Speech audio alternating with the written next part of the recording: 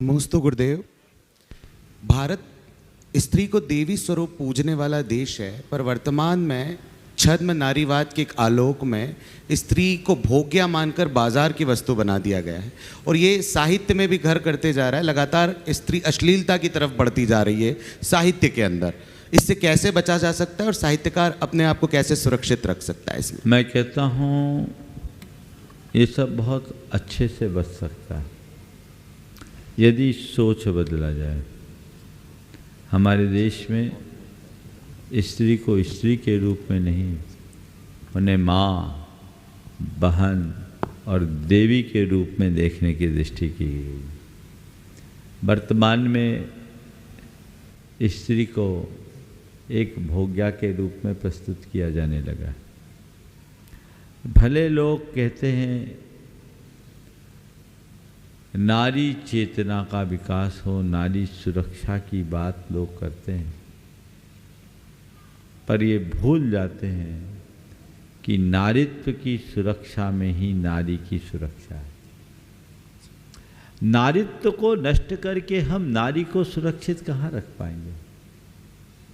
हम नारी को सुरक्षित रखना चाहते हैं तो पहले नारीत्व को सुरक्षित रखें। एक नारी के अंदर का जो नारीत्व है उसका मूल आधार क्या है? उसकी ममता, उसकी सहिष्णुता, उसकी क्षमता, उसकी क्षमाशीलता, उसकी सरलता, ये सब उसके जीवन के मूल, उसकी मर्यादा, उसकी लज्जाशीलता, ये उसके जीवन के मूलभूत तत्व थे। आज उन सब को नष्ट किया जा रहा है और नारी के विकास के नाम पर नारियां नर बनने की राह पे लग गई। नतीजा क्या हो रहा है? वो नर बन नहीं पा रही है और नारी रह नहीं पा रही है, न इधर की न उधर की।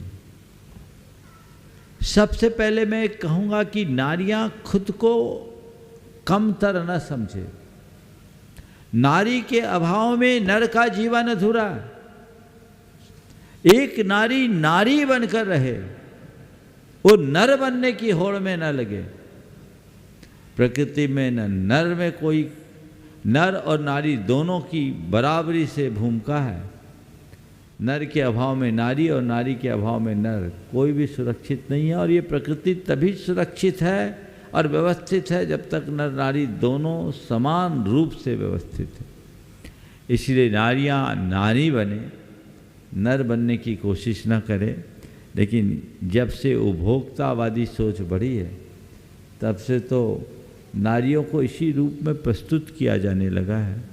ये नारी जाति के लिए एक बहुत बड़ा यक्ष प्रश्न है जिस पर उन्हें विचार करना चाहिए। मुझसे एक बार एक व्यक्ति ने कहा, महाराज मुझे तब बहुत आश्चर्य हुआ जब पनामा ब्लेड के विज्ञापन में भी एक नारी आ गई कि इससे आप शेविंग करोगे तो नारी जैसे गाल हो जाएंगे। तो नारी को तुमने किस लायक मान लिया? विज्ञापन का सामान बना दिया। क्या वह केवल भोग्या बन के रह गई?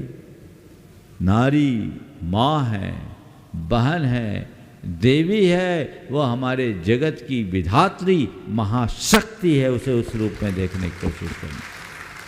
और नारी के इसी रूप को देखते हुए कहा गया, यत्र नार्यस्तु पूज्यन्ते रमन्ते तत्र देवता शोच्यन्ते हि यत्रेता विनस्तासु तत्कुलम्। हमें इन उक्तियों को चरितार्थ करना चाहिए और पश्चिमी प्रभाव से समाज को बचाना चाहिए।